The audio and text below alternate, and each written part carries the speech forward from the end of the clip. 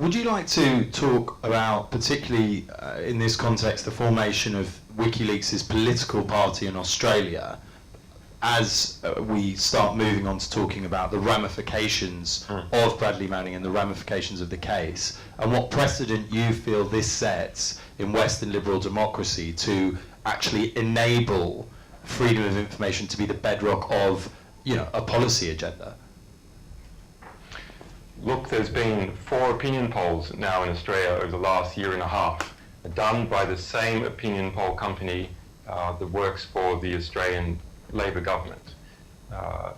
They show that there is between 26 and 28% support across those polls, a voting intention for me to be elected to the Parliament as a senator.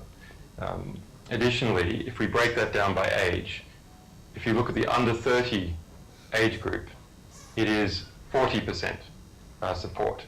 The latest poll by the same polling outfit, if you look at New South Wales, there is 36% average support across all age groups in New South Wales. That is an extraordinary thing. And yes, it does have something to do with the way that both the Australian opposition and the government are perceived as being ethically or fiscally corrupt.